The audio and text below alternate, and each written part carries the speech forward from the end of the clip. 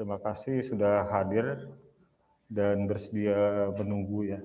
Mohon maaf agak telat. Hari ini kami akan menyampaikan laporan lengkap tentang temuan kerangkeng manusia di Langkat. Nah, ini berangkat dari kegiatan KPK ya pada 19 Januari di rumah Bupati Langkat yang sudah jadi tersangka pada tindak pidana korupsi. Terbit rencana perangin. Di lokasi itu KPK menemukan sejumlah orang, kalau berdasarkan keterangan KPK waktu itu sekitar 40 ya, yang terkurung dalam trali besi. Kemudian temuan kerangkeng ini menjadi viral oleh Migrancare yang menyampaikan bahwa temuan kerangkeng manusia itu sebagai perbudakan modern. Kita juga pernah mendengar statement dari Polda Sumatera Utara yang menyatakan bahwa itu adalah tempat rehabilitasi pecandu narkotika yang ilegal. Dan disampaikan oleh Polda ketika itu bahwa sudah beroperasi selama 10 tahun.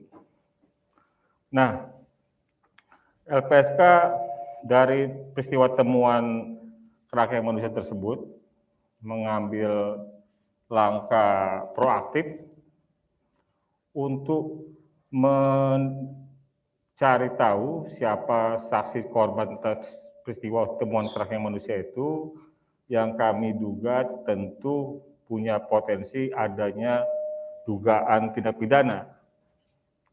Yang menjadi pertanyaan kita kan pada saat itu ya, apakah itu memang tempat rehabilitasi? Apakah para tahanan itu pecandu narkotika? Kenapa TRP sebagai bupati kok membuat rutan ilegal?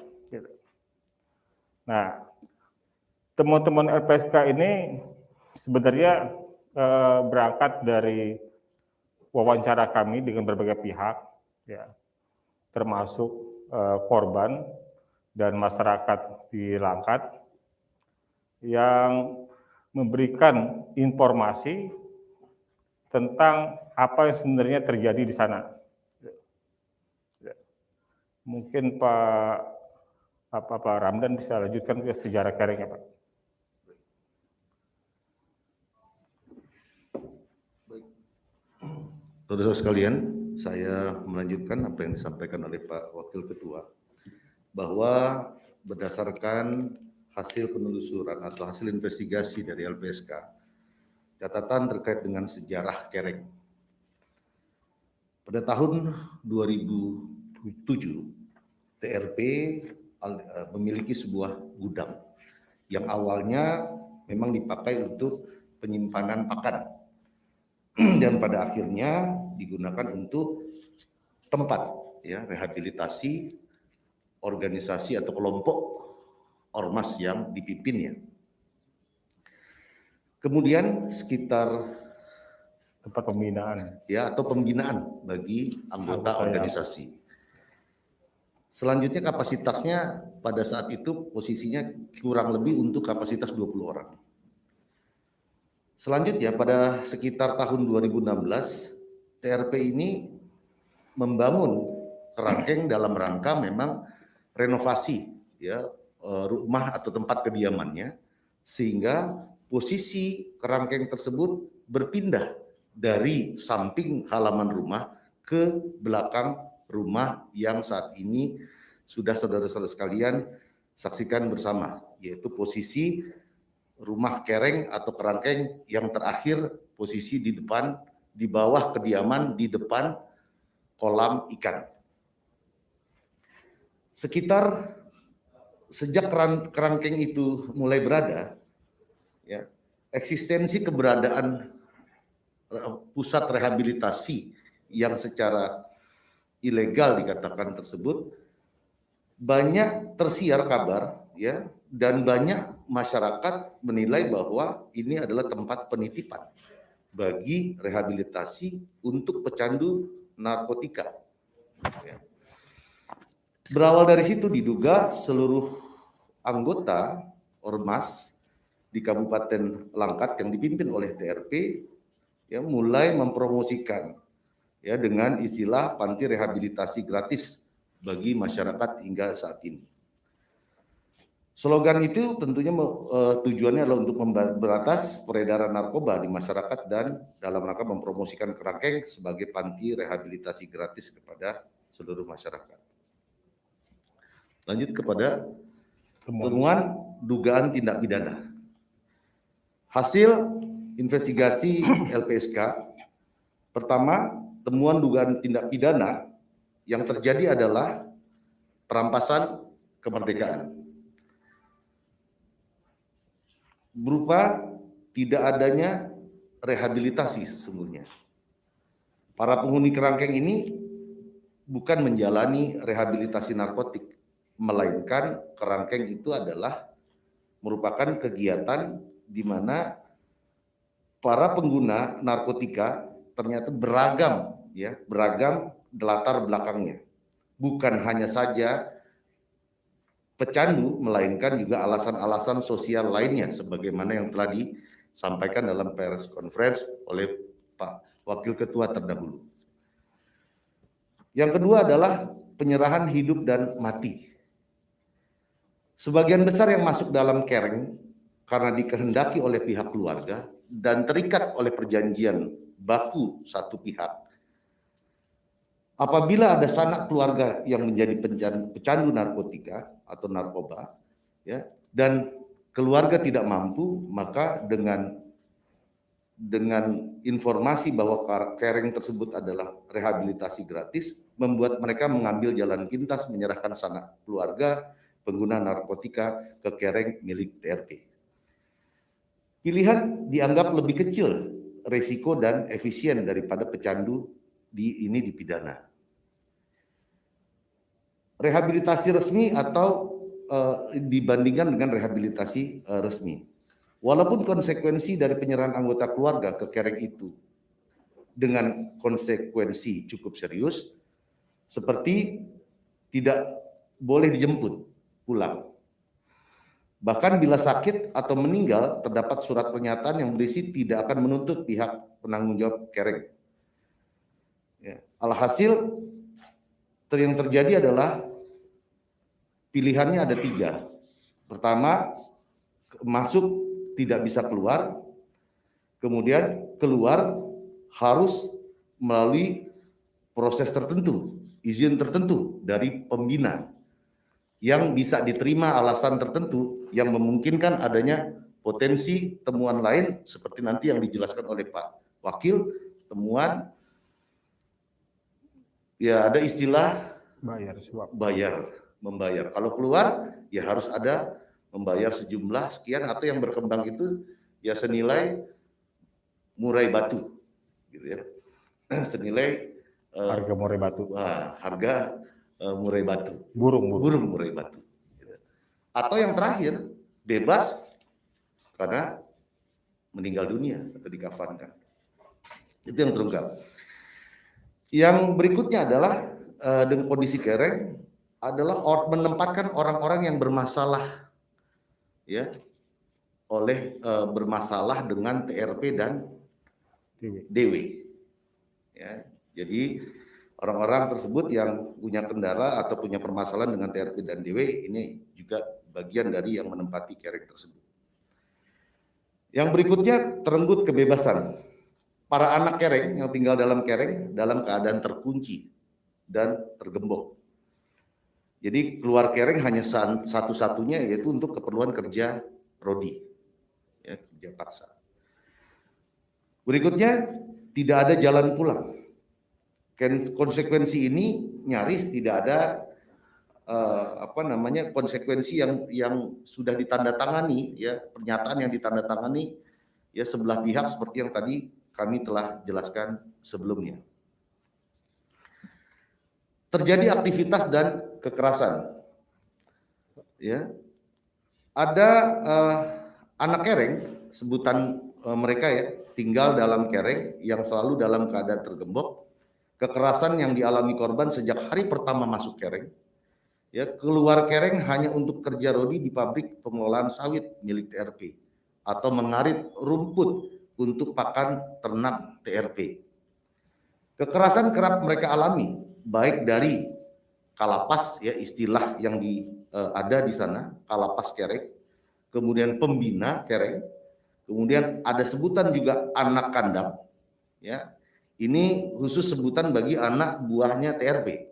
Dan ada istilah anak gudang cacing, yaitu sebutan untuk anak buah DW, anggota DW. Selain itu, DW dan TRP juga melakukan kekerasan secara langsung kepada pesakitan di kereng. Akibat kekerasan yang terjadi terhadap para pesakitan, dari yang menyebabkan luka sedang, luka berat, hingga cacat, bahkan ada yang menyebabkan kematian. Sebelum kematian juga ada yang depresi sehingga mengalami gangguan jiwa, gitu ya. Dan yang fatalnya adalah menyebabkan kematian seseorang hingga harkat dan martabatnya ternodai. Kemudian kehilangan hak untuk berkomunikasi, sama sekali bahwa para pesakitan dilarang membawa alat komunikasi. Mereka hanya dapat berkomunikasi dengan keluarga melalui para pembina, ya, para pembina.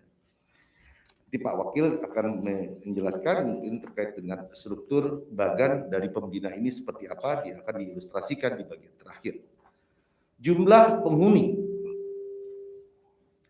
penghuni menurut informasi awal yang kami terima dari Kapolda Sumut, Pak, menyebutkan bahwa yang masuk kurang lebih ada 600 orang, ya, ke dalam kereng tersebut. Keterangan ini penghuni kereng kurang lebih saat ini dalam keterangannya mengatakan penghuni kereng ada 2.000 orang. Itu TRP. Ya, menurut keterangan TRP.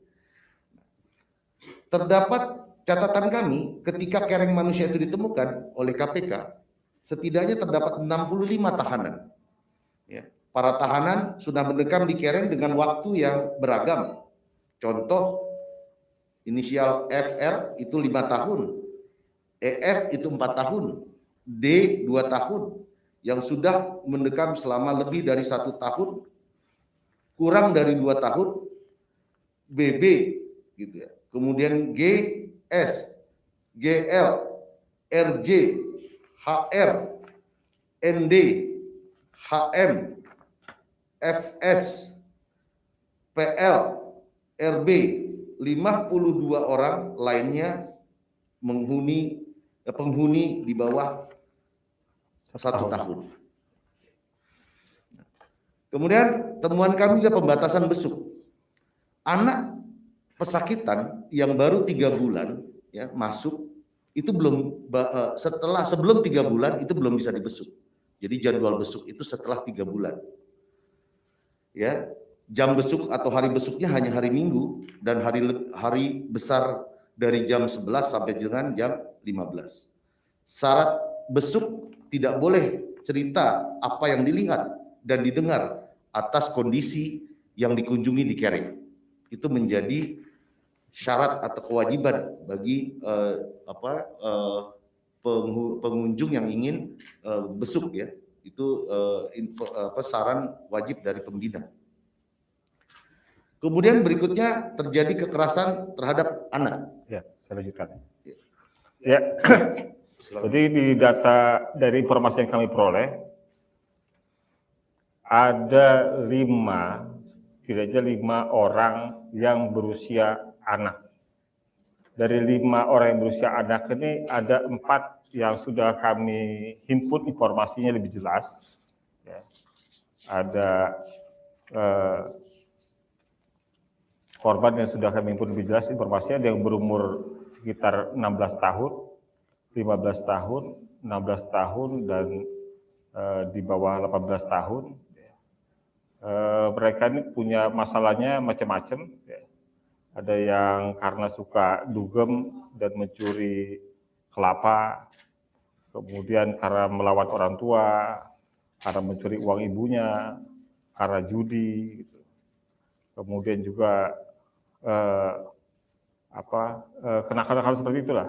Jadi ada yang pernah menggadaikan motor, dugem, ya, ada juga karena menjadi pecandu ya, karena pecandu narkotika, jabu. Jadi sebelumnya kami belum mendapatkan informasi ini, ya, dan kemudian kami dapatkan informasi ini sekitar ada 5 orang yang berusia anak.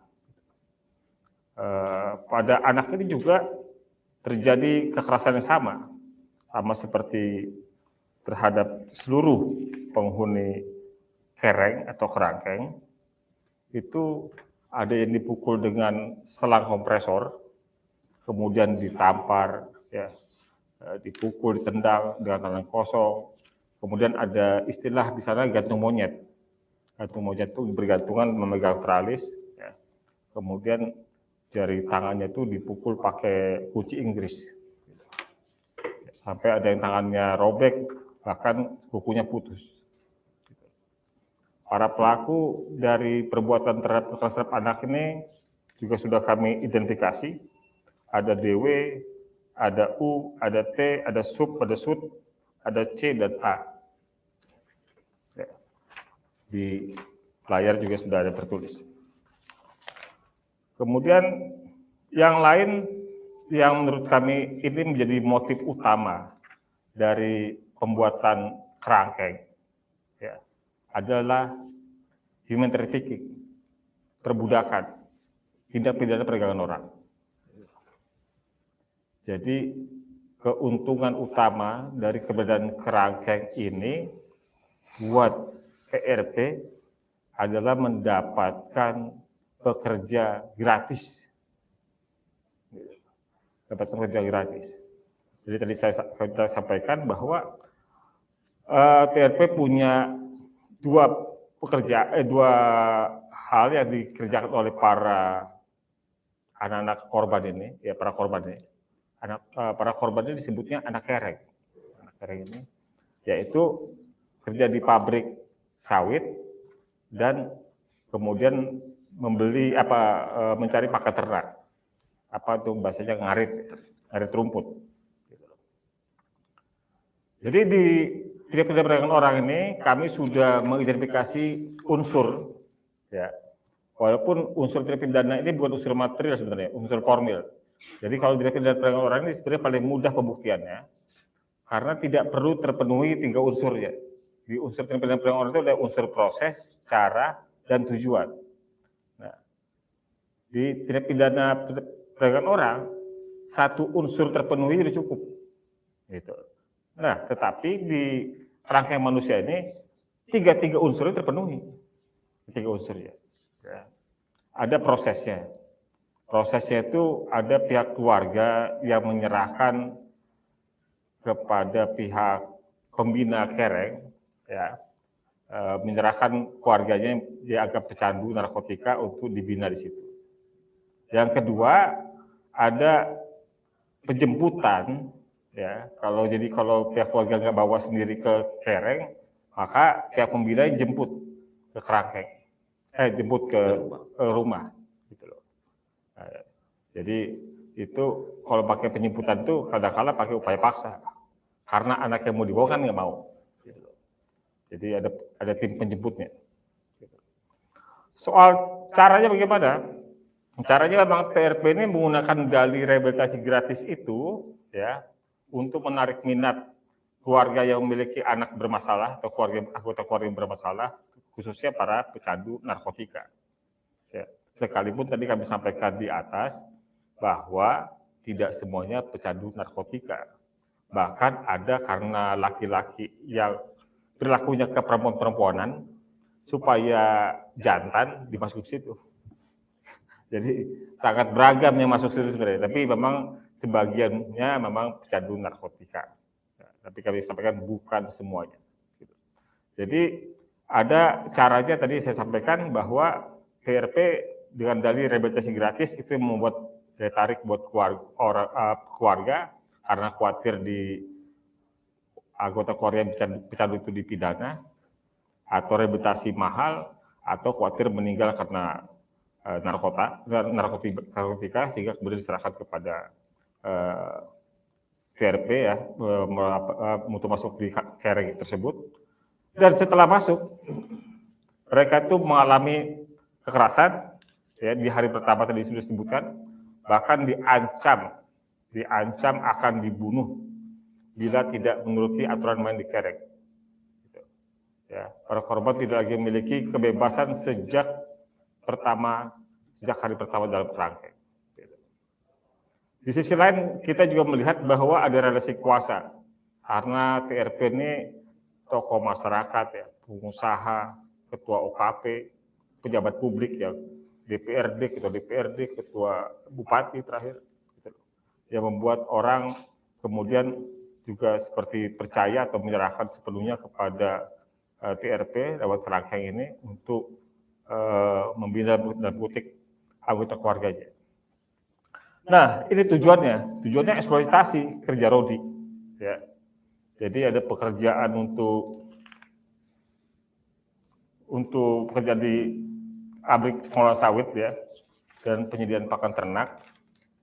Itu ada aktivitasnya, ada session proses, kemudian perawatan maintenance, kemudian penyediaan pakan ternak, yang tadi kita bilang ngarit rumput tadi, termasuk juga membeli sawit.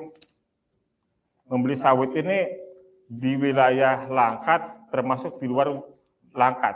Kalau dari wilayah Langkat itu ada di Brandan, Stabat, sama Besitang. Di luar Langkat itu ada Pematang Siantar dan Bersagi. Ya. Proses beli sawit ini juga ternyata memakan waktu yang cukup lama, karena Brandan, Stabat, Besitang itu jauh dari tempat TKP. Jadi butuh waktu yang cukup lama. Termasuk juga kalau keluar kabupaten dari Langkat, itu bahkan prosesnya juga untuk membeli sawit itu bisa mencapai 2 hari. Gitu. Nah, bagaimana proses eksploitasi di dalam pekerjaan mereka hari-hari? Mereka itu dibagi 2 shift. Ada shift pagi sama shift malam. Yang shift pagi dari jam 8 sampai jam 17.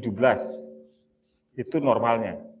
Tapi sebagian besarnya bekerja sampai dengan jam 9 malam. Kata mereka yang paling apes kalau shift malam. Yang shift malam itu nyaris bekerja 24 jam. Gitu. Jadi mereka masuk jam 20, jam 8 malam, kemudian selesai jam 7 pulang, istirahat sebentar, disuruh lagi nyari rumput. Gitu. Jadi yang shift malam itu kata para korbannya nyaris bekerja 24 jam. Nah, selanjutnya dari sisi makanan, kita dengar dari pihak TRP bilang bahwa mereka sudah ngeluarin uang berapa 70 juta atau 70 miliar ya. Yang katanya untuk ngasih makan para anak kera gitu. Ya. Kita lihat kira-kira uangnya segitu enggak ya. Konsumsi para anak kereng ini itu setiap harinya dikasih nasi bungkus. Nasi bungkusnya ya pagi jam 7 dikasihnya itu. Ada menunya nasi dan tahu. Ya, ada nasi dan tahu atau nasi dan mie goma atau nasi dan ikan asin. Gitu. Jadi itu pilihan variasinya ya, variasinya nasi dan tahu atau nasi dan mie goma atau nasi dan ikan asin. Pagi jam 7 mereka makan nasi bungkus. Siang nanti jam 12 dapat lagi makan yang menunya nasi dan ikan sambal, ikan becis apa sebutannya. Ya. Atau alternatifnya sayur kangkung, nasi dan sayur kangkung dan sayur jantung pisang. Makan malam jam 8. Ada nasi dan ikan sambal lagi dan sama juga nasi sayur kangkung dan sayur jantung pisang. kata mereka yang agak bagusan tuh kalau Jumat. Yang agak lumayan makannya tuh kalau Jumat. Ada nasi dan edi, Jumat malamnya, Jumat siang dan Jumat malam ada nasi dan ayam asemi. Gitu. Jadi menu terbaiknya menurut mereka adalah hari Jumat. Gitu. Di luar itu menunya ya, yang tadi kami sebutkan. Yang istimewa aja tadi cuma itu aja, nasi dan ayam asemi. Gitu. Kemudian di pabrik ini, selain memang ada anak kering yang dipekerjakan, juga ada buruh pabriknya beneran, memang ada buruh pabriknya. Gitu. Nah, buruh pabriknya itu digaji kalau buruh pabriknya. Mereka tinggal di bangunan mes, di situ ada tiga flat kalau salah. Ya. Jadi bedanya antara buruh pabrik yang digaji sama anak kering ini, ya, kalau buruh pabriknya itu menggunakan sepatu, baju seragam, dan helm. Tapi kalau anak kering, pakaiannya celana pendek, kemudian tak beralas kaki, dan tidak pakai helm, serta kepalanya botak.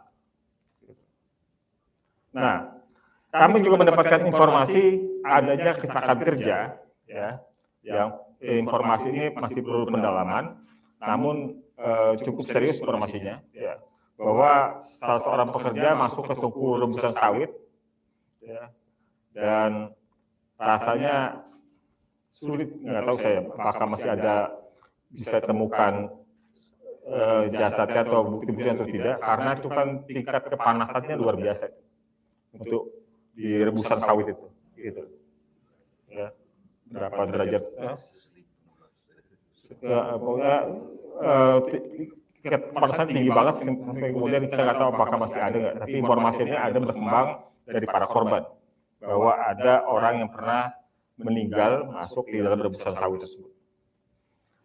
Yang lain soal penyiksaan, ya, penyiksaan.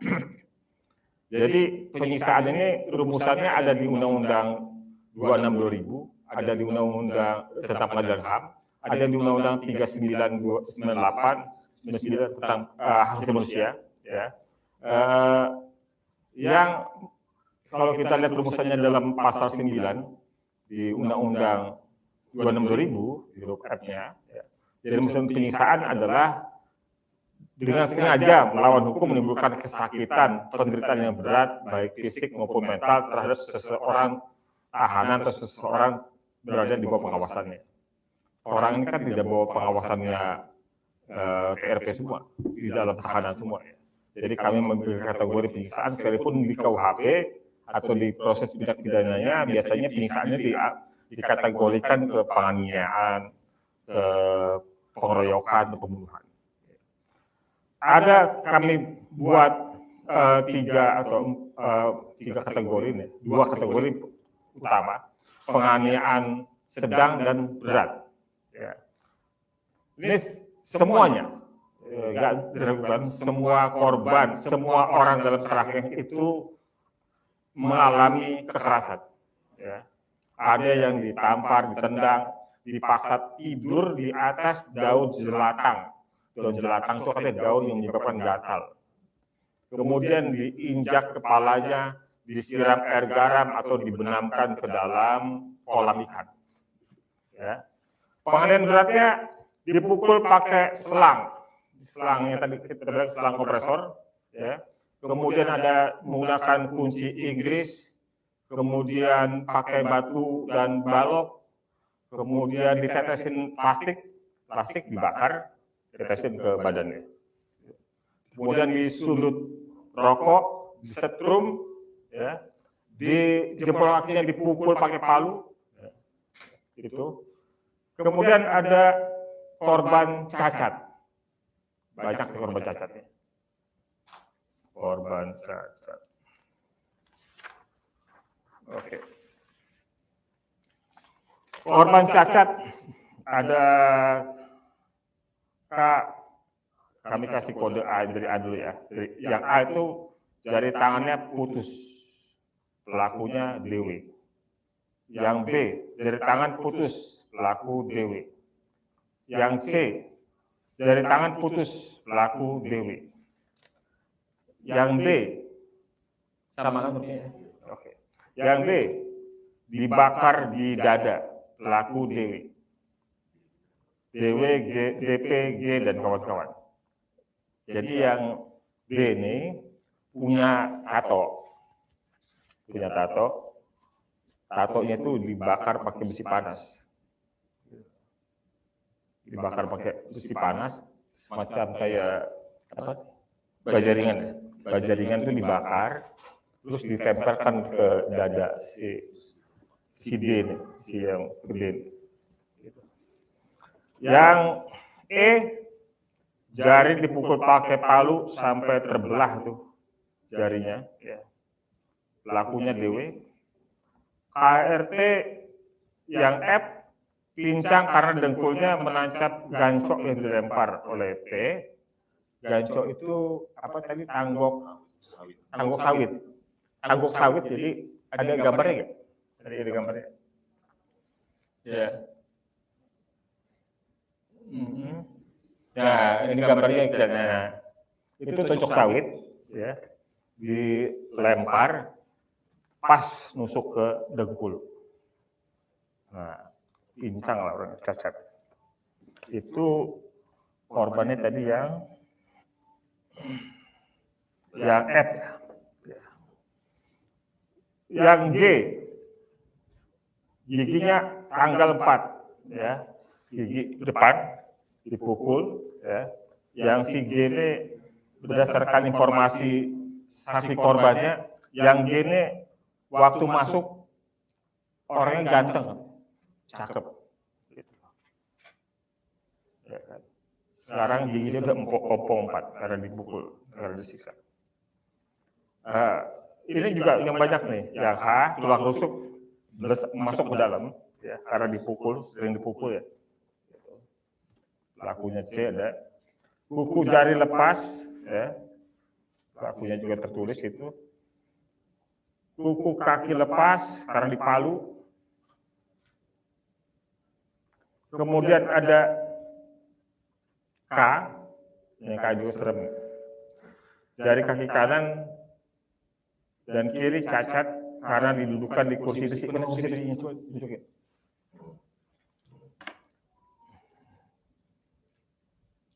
Lagi. Ya, ini ilustrasi ya. Yang kami tanyakan ke korban, ini bukan modelnya. Iya. Nah, gitu. Jadi ini kakinya itu besi. Nah, itu. Jadi kakinya di bawah besinya itu orang pada duduk di situ. Terus yang KLL, kaki kanan kiri dipukul batunya batu besar, ya. Kami kasih gambar juga batunya. Gitu. Yang ya itu batu besar juga dipukulkan ke kakinya. Kemudian yang mengalami gangguan jiwa juga lumayan banyak, tidak terlalu lebih ada banyak lagi. Yang cacat karena dipukul itu juga banyak. Sebagian besar tubuh mereka itu ada bekas-bekas luka bagian depan dan belakang karena dipukul ya. Pukulan tadi. Pukulan selang tadi, selang apa tadi? Kompresor yang ada gambar tadi, selang kompresor. Gitu. Bahkan kami cari warnanya. Katanya dia warnanya kuning. Nah. Ini bukan, oh ini ya. Kemudian ada kemaluan yang sudut rokok, ya, kemaluan sudut rokok, gitu loh. Kemudian ada yang gigi, R, S, itu diteteskan plastik, ya, diteteskan plastik ke badannya, pelakunya si DW.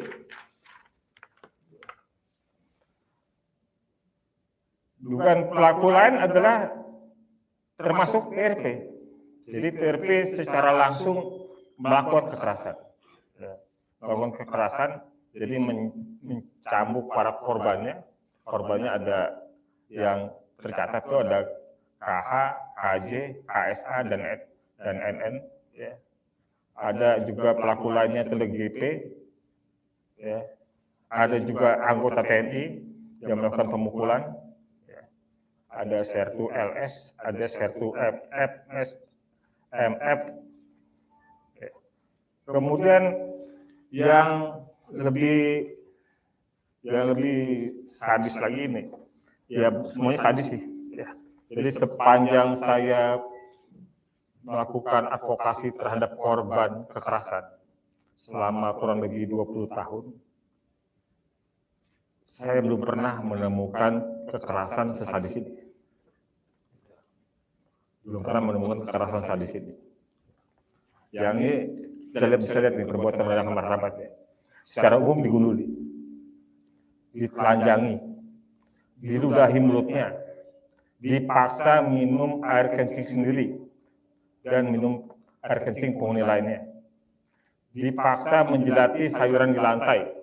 Jadi sayuran itu memang ditumpahin, mereka suruh menjilat.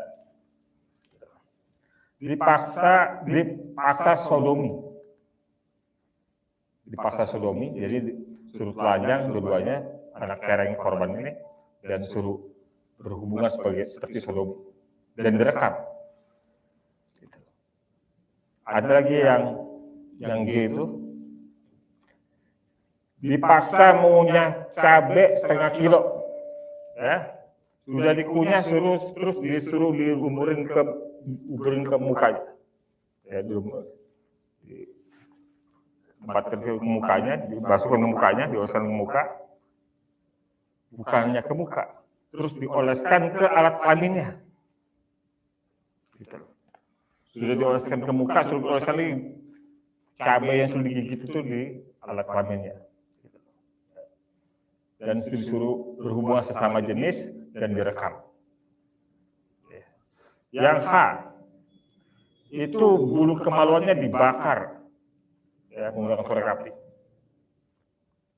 Yang I, disuruh minum air kencing korban lainnya, ya, disuruh minum kencing sesama penghuni kerek korban lain. Ada lagi yang ini kita bacanya aja, aduh ampun,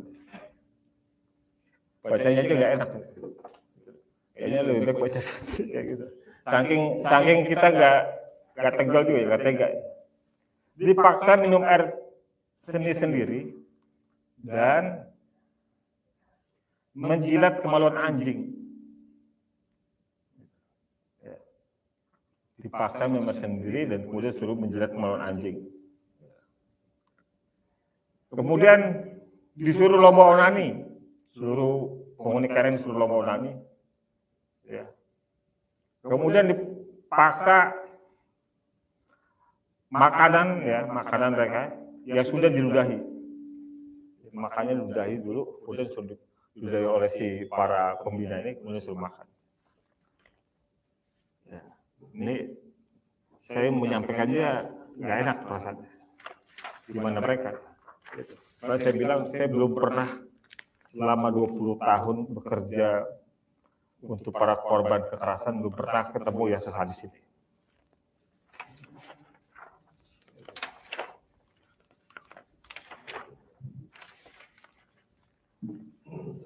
Ya, selanjutnya Pak Ramdan, soal yang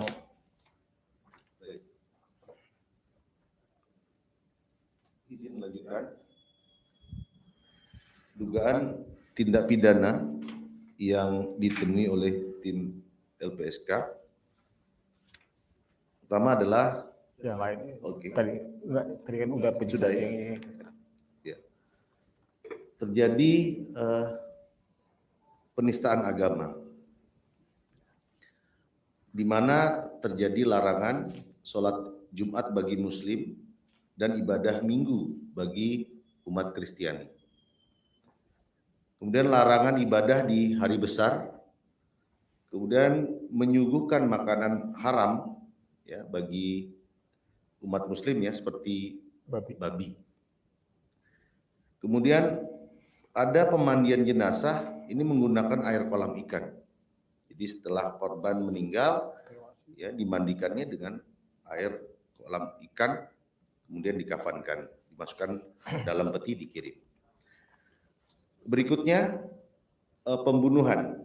Ada korban meninggal dunia di dalam kereng pada tahun 2021 dengan inisial KSG, di mana pelakunya adalah UC, RJ, NG, DW, dan pelaku lainnya yang perlu atau masih perlu didalami lebih lanjut.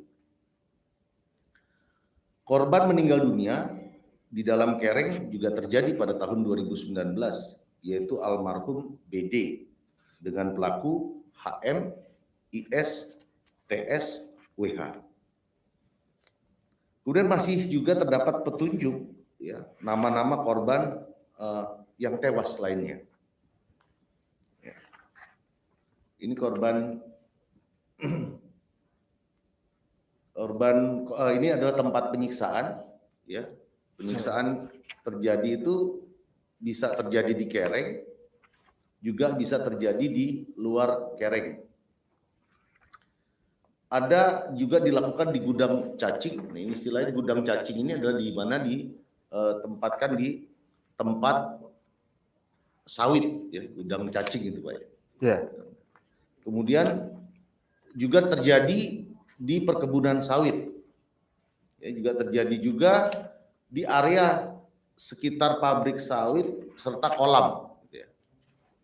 Jadi pemanfaatannya kolam itu juga seperti salah satunya seperti itu. Kemudian setidaknya ada 56, ada beberapa ya korban pelaku ya, korban dan pelaku. Ini untuk korban ya, KLI tadi kondisinya mengalami gangguan jiwa karena penyiksaan dan stres. Seperti yang disampaikan oleh Pak Edit tadi, ada beberapa korban yang stres gitu ya. Ada beberapa. Yang mengalami gangguan jiwa ada ya, sekitar 11. Ada 11. Ya. Setidaknya ada 11 gangguan jiwa. Yang lainnya adalah seperti yang tadi dijelaskan oleh Pak Edwin. Kemudian untuk inisial dari terduga pelaku ya, inisial terduga pelaku yang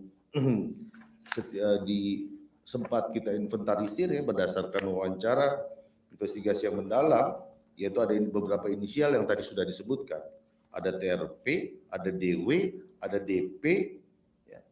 Kemudian ada HGS, ada TI, ada CR alias Raja Tega, kemudian ada AGJ, ada RJ, ada SD. Nah, kemudian juga ada istilah sebutan GP, yaitu biasanya disebut dengan mereka mengistilahkan malaikat mungkar dan nakir. Gitu. Ini yang berkembang di mereka, bahasa mereka. Mungkin menggambarkan bagaimana kejamnya mungkin seperti itu. Untuk organisasi, ya kami coba mendalami organisasi kekerasan dalam struktur kerangkeng manusia ini seperti apa. Jadi kami dalami mana itu, coba itu lihat bagannya. Ya, ini struktur inti kerangkeng manusia ini ya. Ini gambaran 2001 aja nih. Ketuanya TRP, wakil ketuanya DW, kalapasnya ada ras, ada berapa, ada pembina, sub, UC, ras, SUD, JM, DP, dan lainnya. Ada kalapas 1, kalapas 2, ada sub dan ada UC di kalapas 2. Kemudian security, di bawahnya ada security, base care, dan palkam. Ya. Security, namanya belum di itu tuh. Namanya tolong lihat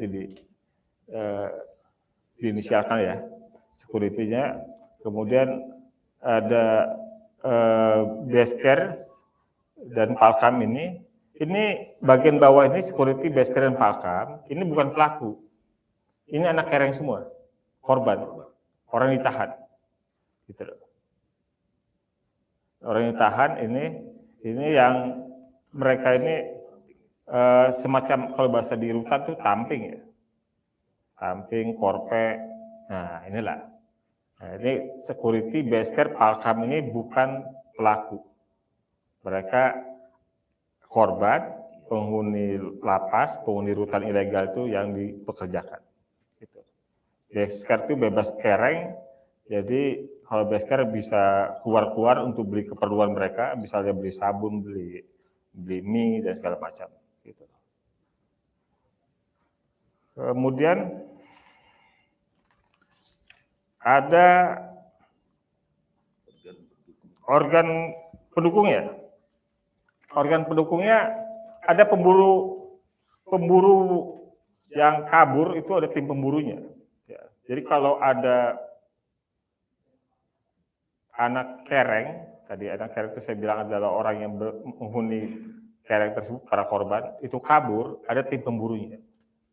Tim pemburunya ini ada disebut anak kandang itu anak buah langsung TRP, ya. Dan juga ada anak gudang cacing. Anak gudang cacing itu anak buahnya Dewi. Yang lain dari organ pendukung ini juga ada oknum aparat, ya.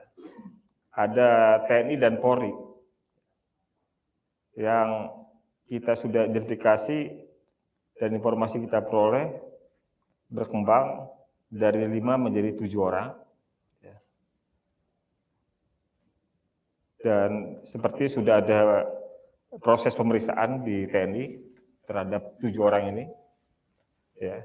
Ada Letkol WS, ada Peltu SG, ada Serma R, ada Serka PT, kemudian ada Sertu LS, ada Sertu MFS, ada Serda S. Ya. Di Polri beberapa kami identifikasi dan informasi yang kami peroleh ada AKP HS, ada Aibtu RS, ada Bribka NS, ada Bribtu YS, ada Bribda ES. Ya. Namun kami belum mendapatkan informasi apakah sudah dilakukan proses pemeriksaan terhadap anggota Polri ini atau belum. Kami belum dapat informasinya. Kalau menyangkut yang TNI, kami sudah memperoleh informasi bahwa sudah ada proses pemeriksaan. Selain ini juga ada kepala desa setempat. Kepala desa setempat, setidaknya ada 2 kepala desa yang terlibat secara langsung di tindak kekerasan. Ya. Dan yang tidak juga bisa kita tutup keterlibatannya sebenarnya perangkat dinas Kabupaten Langkat, termasuk puskesmasnya. Karena beberapa tayangan yang pernah di YouTube juga mereka berkunjung, tahu dan segala macam, dan tentu tahu. Ini jadi pengetahuan umum semua orang di Langkat. Gitu ya. Termasuk kan ada dokter dari puskesmas ya katanya rutin melakukan pemeriksaan yang sudah kami sampaikan sebelumnya. Ada juga beberapa anggota oknum dari OKP, oknum OKP Pemuda Pancasila dan Satuan Pemuda Satuan Pemuda dan Mahasiswa PP. Nah, selanjutnya ada istilah-istilah yang kita dengar di kerangkeng ini ya, yang kami catat, yang tadi sudah kami sebutkan, anak kandang untuk anak buah dari TRP, ya. Anak gudang cacing untuk anak buah dari DW, dan anak kereng itu para pesakitan atau korban. Ada istilah-istilah yang serupa dengan lapas, memang yang kita dengar langsung, kita catat dan kita temukan dokumennya. Ada Kalapas, tadi saya sebutkan ada Kalapas 1, Kalapas 2. Kalapas 1 bertugas untuk mengurus pesakitan di dalam, ya. Kalapas 2 bertugas mengurus mereka yang baru masuk dan kabur. Nah, Kalapas 2. Kemudian di pemeriksaan dokumen yang kita lihat dari pemeriksaan dokter puskesmas atau dokter puskesmas yang melakukan rutinnya pemeriksaan medis mereka itu disebut dengan tahanan. Gitu. Jadi di buku periksa sudah pernah kami sampaikan dalam konferensi pers sebelumnya, mereka disebut dengan tahanan. Kerangkeng ini mungkin kita bisa artikan sebagai penjara, kereng itu sel, ya, palkam itu kepala kamar, Kepala kamar ini anak kereng ya, kepala kamar ini. Jadi anak kereng itu korban, bukannya pelaku. Besker juga bebas kereng, boleh berada di luar kereng. Ini juga anak kereng, korban bukan pelaku. Ada istilah uang besuk, ya. Jadi uang kutipan itu dari pihak keluarga itu kalau datang, kalau belum besuk itu kan mereka juga kadang kasih uang ke pihak yang keluarga yang di dalam kereng, tapi juga ada uang besuk, uang kutipan dari keluarga yang besuk. Ya. Gitu. Kemudian ada istilah tiket malam, jaga malam, terus kemudian tiket cuci piring, dan tiket kereng. Nah itu. Kemudian masuk ke background TRP. TRP ini sejak lama merupakan anggota dari organisasi pemuda Pancasila. Ya. Dia juga dulunya yang kami dapatkan informasi dari yang beredar di Langkat bahwa dulunya bagian dari tukang kocok judi dadu, gitu. Kemudian informasi yang berkembang yang kami dengar terlibat pencurian kelapa sawit ya, di PTPN 2 bersama kelompoknya, dan termasuk melakukan penambangan ilegal tanah, batu, pasir, gadang di Kabupaten Langkat. Ya. Kemudian tahun 2003 TRP menjadi ketua PP kecamatan. Ya. Kemudian di tahun 2011 menjadi ketua Majelis Pimpinan Cabang MPC PP Kabupaten Langkat. Kemudian di tahun 2014 mendirikan perusahaan Dewa Rencana Pangin Angin. Tahun 2015 melakukan ada akuisisi terhadap yang saat ini menjadi pabrik miliknya TRP, dikuasai oleh TRP, yaitu PT Era Karya Prima. Ya. Jadi informasi yang kami peroleh, akuisisi ini juga mendapat kata akuisisi yang normal. Ya. Jadi akuisisi yang menggunakan cara-cara preman. Dan ini ada korban jiwanya di akuisisi ini. Nanti kita lihat kita sampaikan. Ya.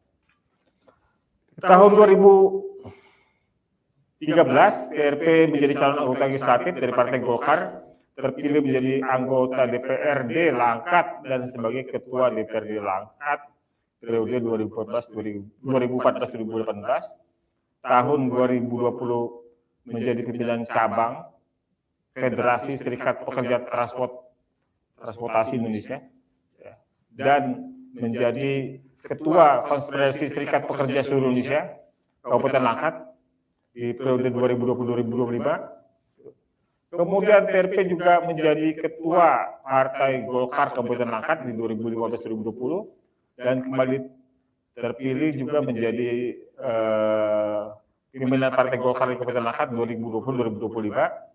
2018 TRP menjadi Bupati Langkat untuk periode 2018-2023.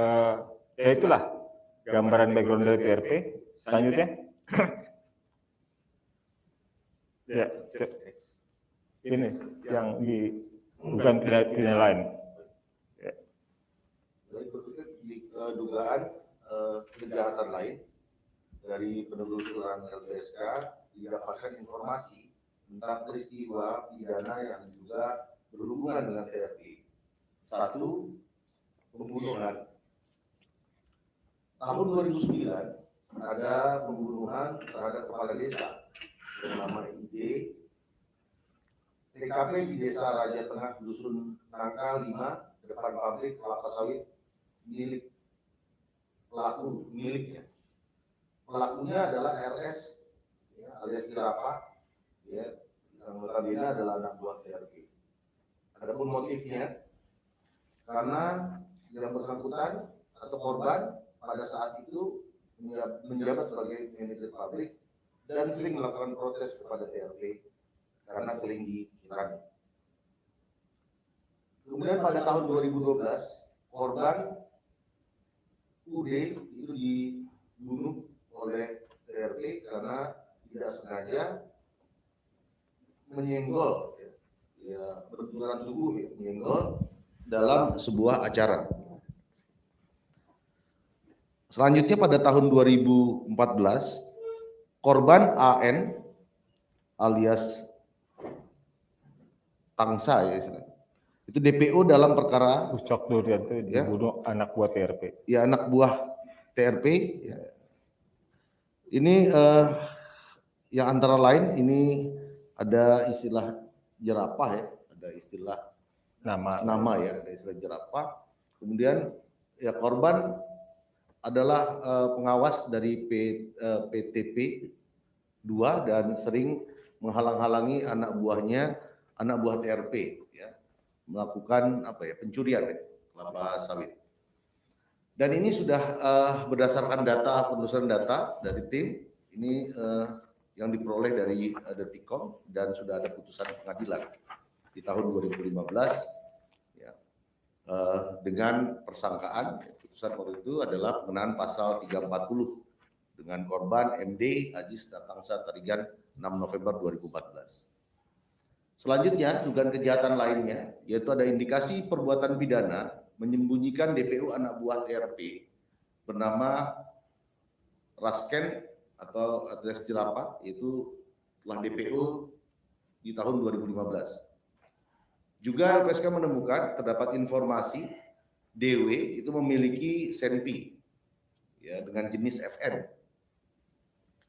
Hal ini terlihat pada saat melakukan penyiksaan di Kereng dan pada saat berselisih di jalan dengan pengemudi angkutan. Ini informasi yang kami dapati. Lanjut dengan dinasti TRP. Ini adalah keluarga dan kroni TRP dalam lingkaran kekuasaan yang tadi sudah disampaikan terdahulu, di mana ada inisial SP adalah adik kandung Ketua DPRD Kabupaten Langkat, ya, adik kandungnya TRP, ya, jabat Ketua DPRD. Pada saat ya, Ketua DPRD itu periode 2019-2024. Kemudian ada TS, ini istri statusnya, itu Kepala Puskesmas Kuala Kabupaten Langkat. Kemudian ada inisial IP adalah abang kandung, ya, menjabat sebagai Kepala Desa Raja Tengah, Kecamatan Kuala, Langkat sejak periode 2016 sampai saat ini. Ya, dan pada bulan Agustus 2019 sampai saat ini, IP ini menjabat sebagai Ketua Asosiasi Perangkat Desa Seluruh Indonesia atau APDESI Kabupaten Langkat. Dan pada tahun 2021 yang bersangkutan dilantik menjadi Ketua PCF SPTI KSPSI yang menggantikan TRP yang dipecat oleh DPP FSPTI KSPSI. Selanjutnya inisial RS adalah adik kandung TRP saat menjabat dengan jabatan Kepala Puskesmas Kecamatan Serapit Langkat. Kemudian inisial NPA adalah adik sepupu dari TRP, yaitu Kepala Dinas Pemuda dan Olahraga Kabupaten Langkat. Ada inisial AKP ES adalah suami SP atau ipar yang menjabat sebagai Kapolsek C Bingai Kabupaten Langkat sejak 2017 sampai 2020. Kemudian ada Kasat, sekarang Kasat, ya. AKP itu jadi Kasat sekarang. Kasat, ya. AKP itu kemudian, ya, AKP awalnya sekarang Kasat, ya, Pak. Sabara Polres Binjai 2020 hingga sekarang, ya. Saat ini beliau menjabat sebagai Kasat Sabara Polres Binjai. Berikutnya ada anggota OKP, organisasi afiliasi dengan TRP yang duduk sebagai dalam posisi-posisi strategis dengan inisial DD, itu Kepala Sekolah SMP 1 Kuala, kemudian HSH HSH itu Direktur PDAM.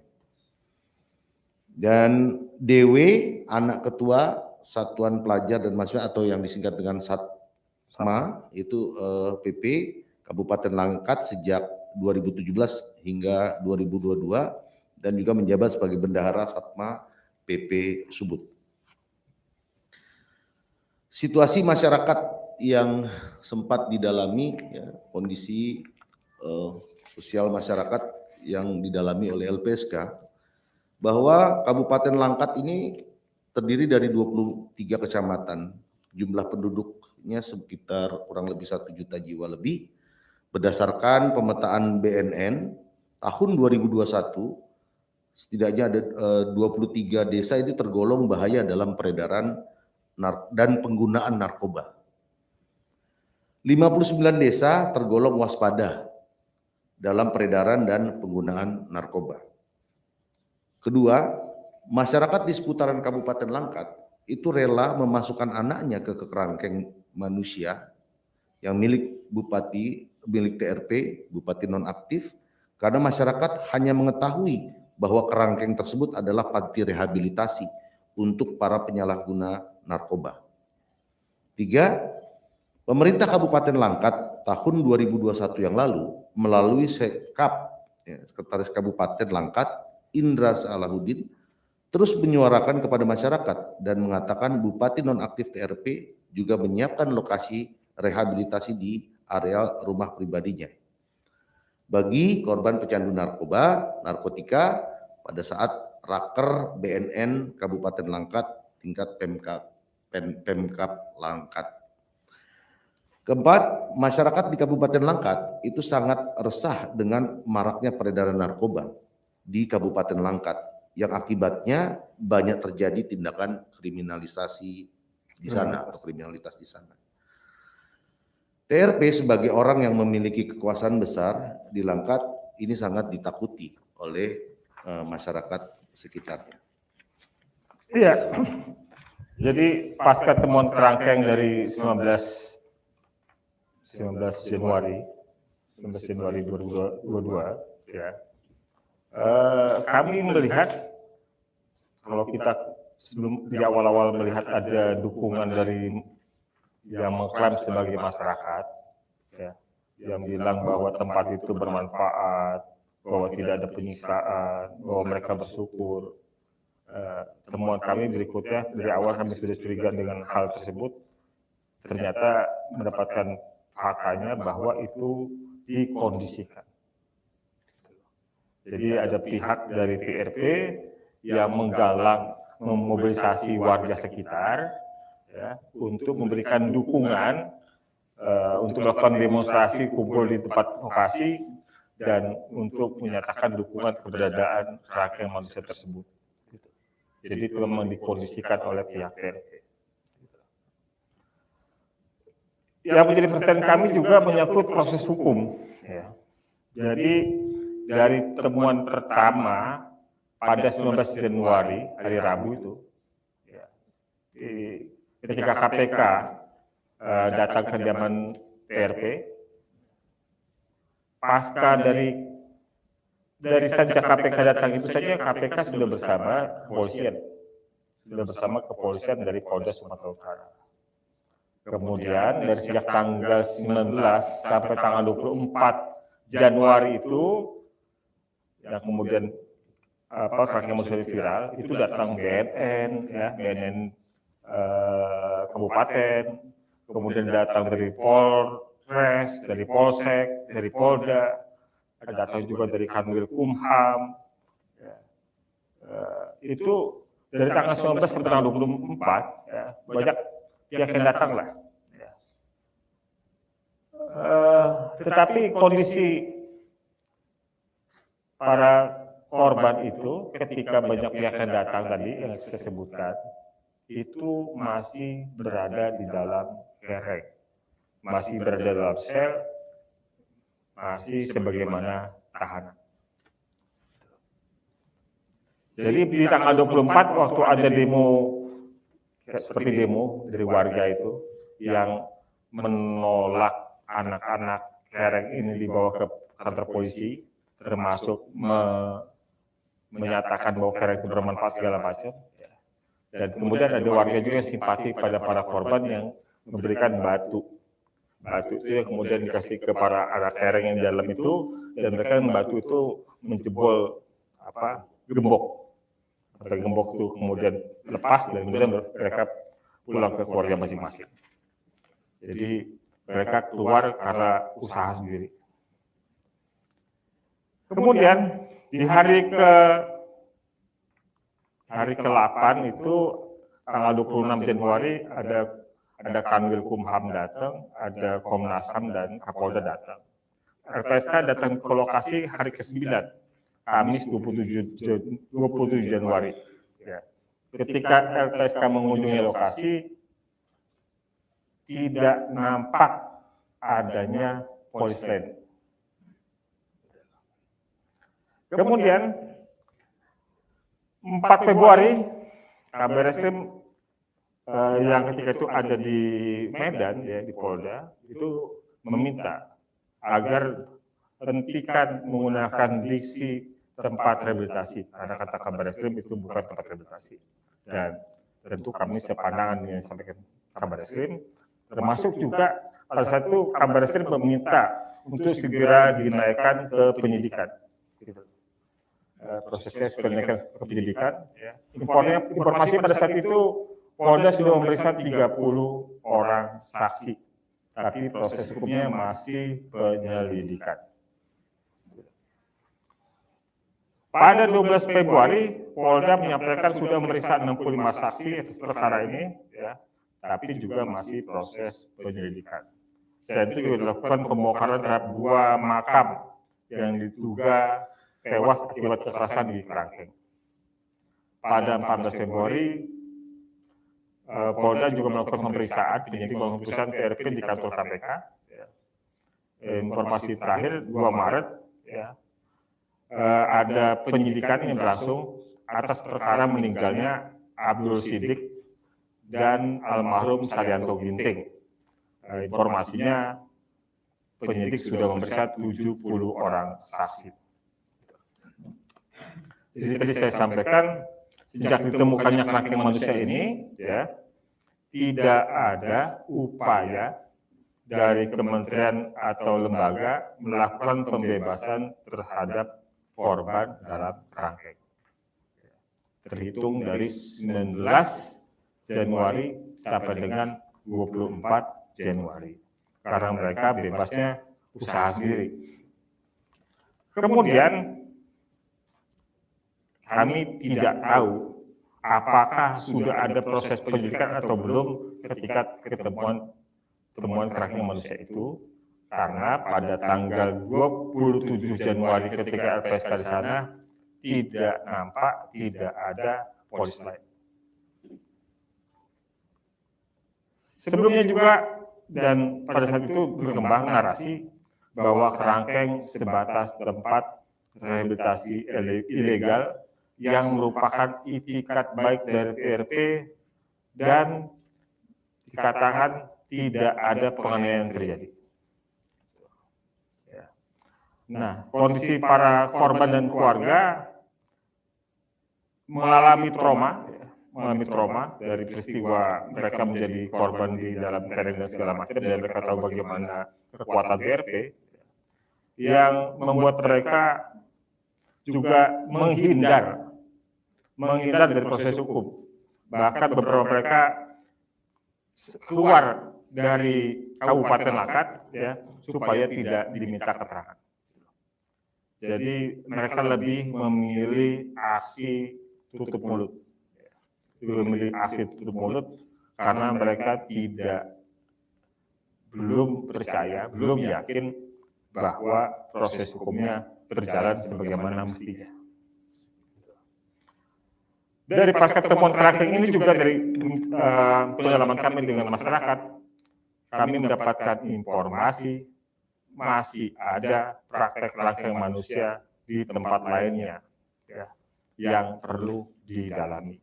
Maksudnya bukan di tempat TRP, ya, tapi di tempat lainnya di daerah Langkat dan Binjai. Praktek ini masih ada di sana dan Tapi informasi ini masih perlu pendalaman.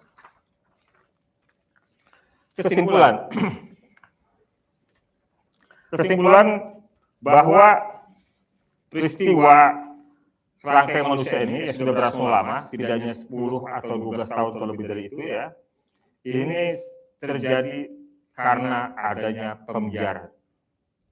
Karena ada pembiaran dari aparat penegak hukum, dari pemerintah daerah, dari pihak terkait lainnya, ya, baik di wilayah Keputusan maupun di Sumatera Utara. Tidak bisa ditutup mata dan informasi kami peroleh bahwa oknum aparat penegak hukum turut merekomendasikan orang untuk dimasukkan ke dalam kerangkeng manusia tersebut. Bahkan memasukkan korban dalam kerangkeng manusia tersebut. Ya. Jadi ada satu cerita yang sudah confirm, ada orang kabur dari kerangkeng itu. Kabur, kemudian dia untuk kabur dia kemudian mencuri motor. Kemudian ditangkap. Bukannya diproses hukum, bukannya masuk penjara ke polisi, tapi oleh polisi diserahkan lagi ke KRM. Padahal dia lebih memilih di penjara daripada polisi. Ya. Dari soal pembiaran ini yang kami lihat bahwa premanisme telah menjadi kekuatan yang signifikan membentuk struktur sosial dan mempengaruhi aparatur pemerintahan. Tadi di awal juga kami sampaikan bahwa tidak ada proses rehabilitasi. Jadi kami ulang bahwa ini bukan tempat rehabilitasi. Kemudian juga ada pungutan. Ya. Tadi kami sampaikan jalan keluar dari kerangkeng itu cuma 3. Suap pembinanya, ya. Jadi suap pembinanya, atau kabur, atau mati. Cuma 3 jalan itu untuk keluar. Jadi yang tertulis di dalam surat pernyataan, misalnya tertulis surat pernyataannya bahwa akan tinggal di kerangkeng 1 tahun, tertulisnya 1 tahun misalnya. Itu nggak berarti 1 tahun keluar. Jadi nggak ada itu berlaku surat pernyataan itu. Walaupun tertulisnya 1 tahun keluar, tapi dalam prakteknya surat pernyataan itu tidak berlaku. Menurut para korban, cuma 3 alasan keluar. Menyuap pembinanya, kabur, atau mati.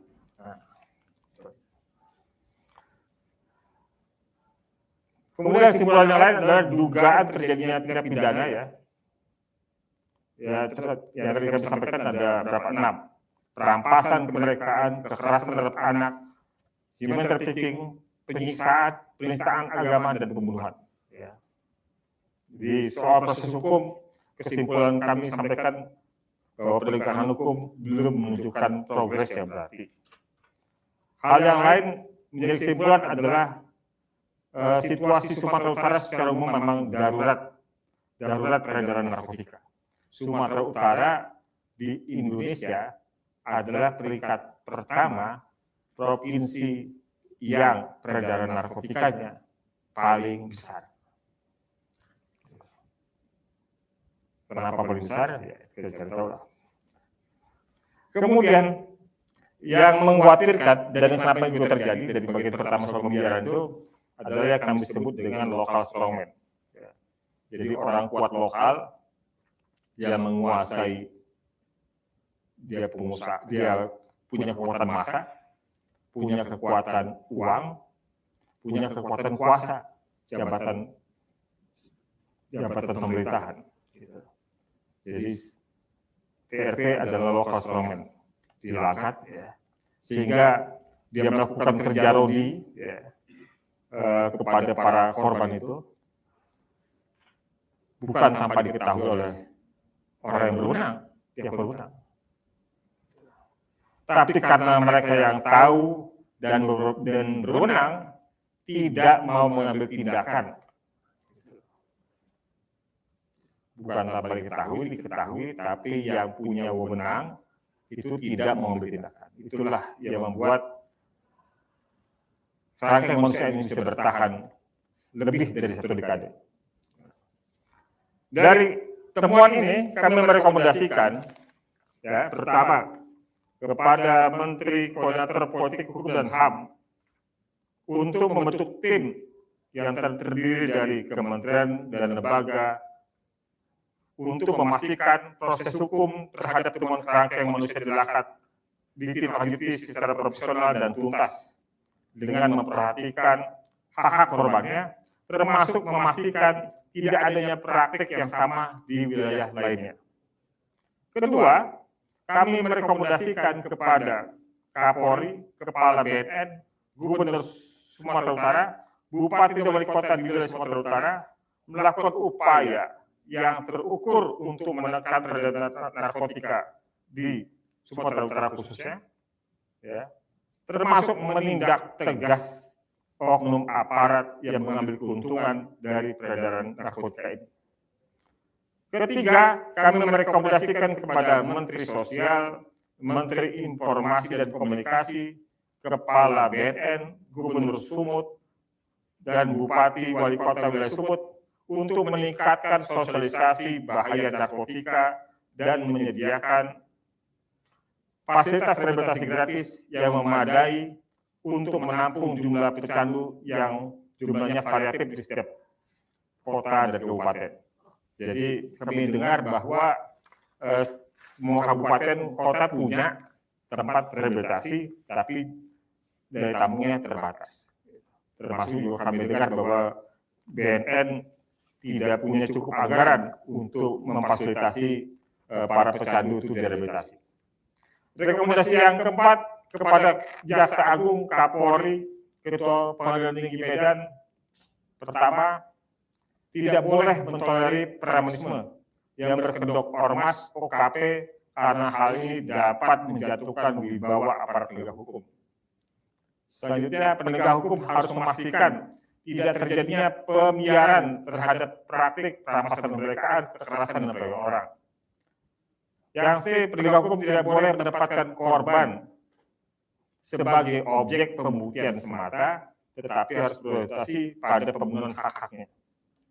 Jadi kami mendengar para saksi korban, ya, mereka yang pernah tinggal di Kereng itu dilakukan proses pemeriksaan oleh kepolisian saat mereka itu lebih dari kurang lebih 1 bulan bersama penyidik ditempatkan di suatu tempat di penginapan di Kota Medan, dan mereka tidak bisa sepenuhnya bebas karena padahal mereka mempunyai keluarga.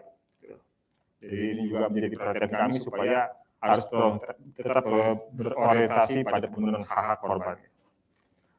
Dan selanjutnya, dugaan perampasan kemerdekaan, kekerasan terhadap anak, penyiksaan, perdagangan orang, pembunuhan, dan temuan kerangkeng manusia ini harus ditindak tegas tanpa pandang bulu dengan memperhatikan hak dan rugi atau restitusi korban dari pelakunya. Ya. Kami sangat berharap penyidik kepolisian yang sekarang sedang berproses untuk memperhatikan bahwa ada hak korban yang bisa mereka fasilitasi juga, yaitu kalau korban bisa menuntut ganti rugi kepada pelaku yang kita kenal dengan restitusi. Jadi LPSK yang menghitung kerugiannya nanti kami akan sampaikan kepada penyidik. Jadi kami berharap hal ini, hak korban terhadap restitusi ini bisa difasilitasi oleh penyidik. Yang kelima, kepada Kementerian Dalam Negeri untuk secara aktif melakukan monitoring terhadap pelaksanaan tugas dan perilaku dari kepala daerah yang bisa mencederai demokrasi, HAM, dan penegakan hukum.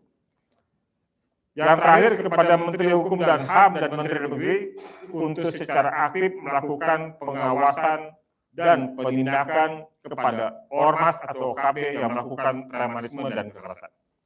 Demikian laporan tentang kerangkeng manusia di Lakat ini kami sampaikan. Terima kasih. Ada pertanyaan atau apa, silakan. Ya. Tolong sebutkan nama dan medianya ya. Halo, cek. Selamat sore, Bapak. Perkenalkan, saya Alfian dari Media Gatra. Saya izin bertanya, Pak, karena ada beberapa hal yang saya belum paham dan ingin minta penjelasan lebih ke Bapak. Untuk pertanyaannya Pak, bisa disebutkan alasan TRP membuat kerangkeng. Kemudian apakah alasan membuat kerangkeng tersebut ada kaitannya dengan tindak pidana perdagangan orang? Itu pertanyaan pertama. Dan pertanyaan kedua, organ pendukung itu organ yang terlibat dalam tindak kekerasan terhadap anak kereng atau apa Pak? Tadi kan disebutkan tuh beberapa organ pendukung. Barangkali itu saja Pak pertanyaannya. Terima kasih. Iya, jadi memang pertanyaannya udah dijawab sendiri sebenarnya. Iya, ya tadi memang keberadaan anak kereng, badan kerangkeng ini memang tujuannya untuk TPPU, untuk human trafficking. Gitu. Dengan adanya mereka dalam kereng, orang-orang dalam di kerangkeng itu, mereka dimanfaatkan tenaganya ya, secara gratis oleh TRP. Nah tadi kita bilang untuk kegiatan di pabrik sawitnya, mau sawitnya, kemudian mencari pakan ternak, termasuk juga membeli sawit di tempat-tempat lain. Jadi menurut kami tujuan utama adanya kerangkeng manusia itu adalah untuk mendapatkan pekerja gratis alias kerja rodi. Organ pendukung tadi juga sudah kami jelaskan, organ pendukung itu memang juga melakukan kekerasan. Jadi organ pendukung itu memang melakukan kekerasan juga, ya. Mereka ada yang menjadi tim pemburu. Jadi kalau ada yang kabur, mereka yang akan mencari. Bahkan kalau ada yang kabur dan anak yang kabur itu tidak ditemukan, maka beberapa menuntut bapaknya atau keluarga yang lain untuk menjadi pengganti. Jadi istilahnya tukar kepala. Jadi kalau kemudian ada masyarakat yang menolak mengembalikan orang yang kabur tersebut, mereka akan minta bantuan dari yang oknum TNI. Oknum TNI yang akan turun untuk ikut menjemput yang kabur.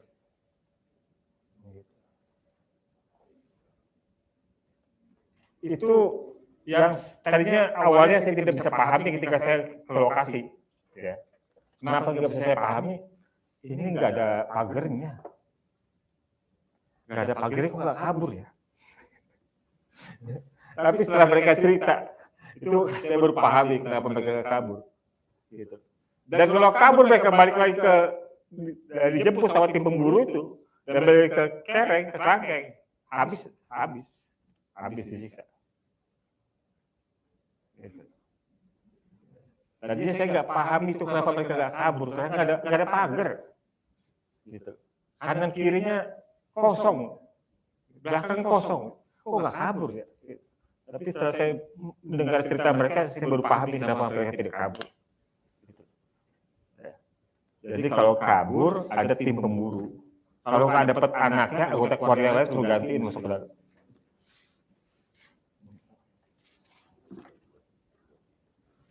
Jadi tadi ya, organ pendukung itu ya ada tadi bagian dari tim pemburu juga.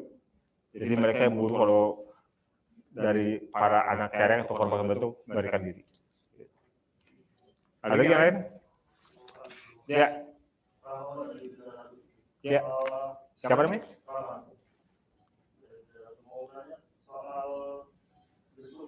Ya. Dijelaskan juga bahwa memang ada waktu besuk, namun setelah sekian bulan, 3 bulan kalau saya tidak salah. Iya. Dan ketika besuk itu mereka benar-benar ditahan untuk tidak berbicara perihal apa yang ada di dalam atau fenomena di dalam. Iya. Itu seperti apa Pak sebenarnya waktu besuk? Apakah memang di belakang si korban ini ada pembina yang menjaga sehingga mereka tidak bisa bercerita kepada keluarganya atau seperti apa? Kan ketika mereka mengalami kekerasan seperti itu, setidaknya mereka ketika bertemu keluarga itu cerita kan. Nah, gimana ceritanya? Ketika mereka bertemu keluarga kok nggak cerita fenomena yang terjadi di dalam itu? Iya. Saya rasa mereka cerita. Tapi apa daya? Jadi saya kasih gini, salah satu cerita. Ada orang tua yang datang menemui TRP, orang tua dari korban, ya, datang menemui TRP. Si orang tua itu, bapaknya ini bawa pengacara, bawa polisi. bawa pengacara, bawa polisi, mau jemput anaknya, mau TRP, sama TRP nggak dikasih. Udah mereka pulang, nggak bisa apa-apa. Bapak itu pulang sama rombongannya, sama pengacara polisi itu, anak itu dari mau dijemput, dihabisi, disiksa. Karena dianggap mengadu. Gitu. Jadi kalau tadi apakah mereka tidak cerita, dugaan saya pasti mereka cerita. Tapi tidak punya daya untuk melakukan perlawanan. Gitu. Jadi saya cerita, ini Bapak datang bukan sendirian, dengan pengacara, dengan polisi. Gitu. Kalau ukuran normal kita ditangani sama pengacara sama polisi, apalagi yang kurang. Gak berkutik, gak bisa berbuat apa-apa, ditolak sama TRP. Gitu. Gak bisa jemput. Yang tadi mau dijemput malah disiksa lagi. Karena dia agak pengadu. Nah, begitu. Ya. Ya. Selamat sore Pak, saya tutor dari RRI. Sejauh ini dari investigasi yang dilakukan LPSK sendiri, itu sudah ada korban yang minta didampingi belum untuk kemudian melapor ke kepolisian karena merasa bahwa dari semua hasil investigasi yang tadi dipaparkan itu kan dugaan tindak pidana penyiksaan, pelanggaran hak asasi manusia ya. Ya. Dan kalau ada itu ada berapa orang dan sudah sampai mana prosesnya kalau sudah ada? Ya. Itu aja mungkin Pak. Terima kasih. Ya. Sudah ada. Sudah ada permohonan perlindungan yang diajukan oleh para korbannya. Dan karena permohonan perlindungan itulah kami mendapatkan banyak informasi berharga dari mereka. Dan sebagian mereka sudah menjalani pemeriksaan oleh kepolisian. Ya jumlahnya, kalau saya sebut masalahnya, ini bagian dari hal yang mungkin bisa identifikasi oleh pihak yang lain. Gitu. Ya. Kalau dilihat dari kan tadi kan dilegitimasi sebagai lokal strongman, Ya. ada upaya-upaya membawa mereka untuk ke tempat Semacam safe house seperti itu mungkin? Ya sejauh ini kebutuhan itu belum ada. Tapi traumatisnya, kecemasannya, ketakutannya masih sangat besar.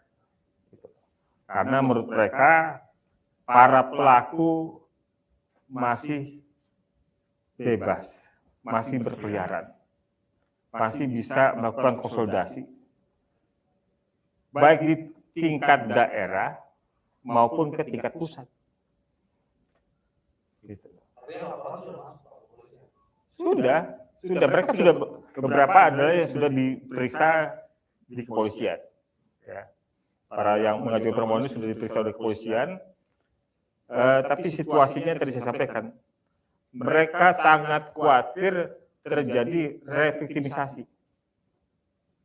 Jadi kalau seandainya proses hukum ini tidak sesuai harapan, ya, tadi orang-orang yang sudah mereka sebut dalam BAP dan mereka tidak sepenuhnya percaya apakah BAP itu benar-benar sehat atau tidak. Tapi kalau informasi bahwa mereka telah menyebutkan nama-nama itu dalam BAP dan proses hukum tidak berjalan sebagaimana mestinya, mereka terbuka potensi menjadi korban kembali. Karena orang-orang masih di luar. Gitu. Jadi kalau para pelaku yang kami sebutkan itu tidak segera diambil tindakan, situasi keterancaman korban ini nggak berhenti. Itu yang tadi kami sampaikan, kenapa mereka lebih memilih kabur keluar dari Kabupaten Langkat atau lebih memilih tutup mulut, karena mereka nggak yakin bahwa ada yang berani melawan TRP dan kroni-kroninya. tadi kan juga disebutkan bahwa Ya. korban yang didampingi LPSK merasa khawatir Iya. dengan melaporkan periksaan yang mereka rasakan. Iya.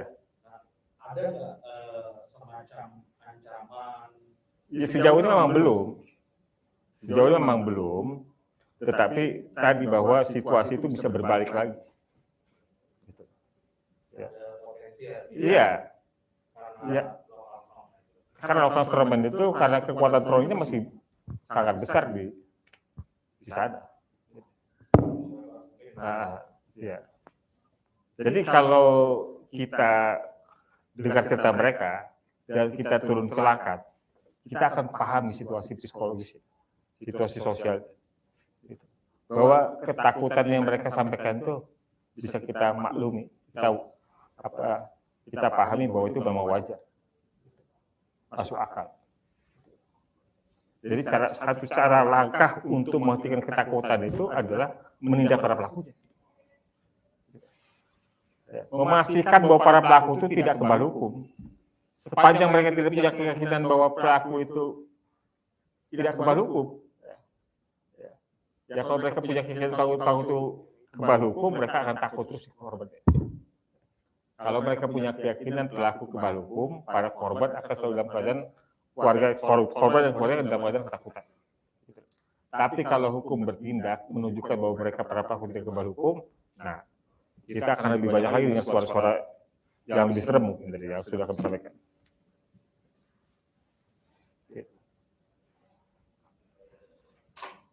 Sudah? Oke.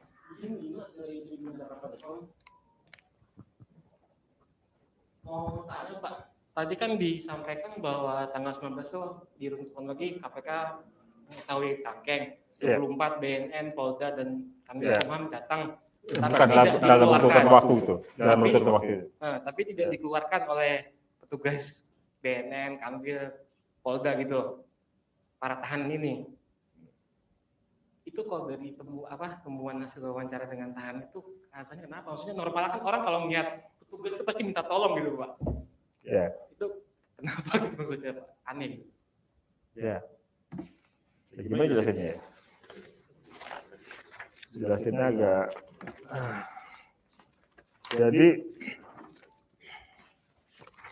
saya bisa runut nih. Tanggal 19 Januari KPK datang ke Kereng jam 10. Dari pihak KPK sempat tanya kepada penghuni Kereng, ini ngapain nggak di dalam gitu loh. Ya kan, mereka dalam keadaan tergembok gitu loh. Ya mereka juga nggak tahu nih siapa datang. Gitu. Jelasin juga mereka juga masih takut-takut ngomongin apaan sama KPK. Di malam 19 Januari itu dari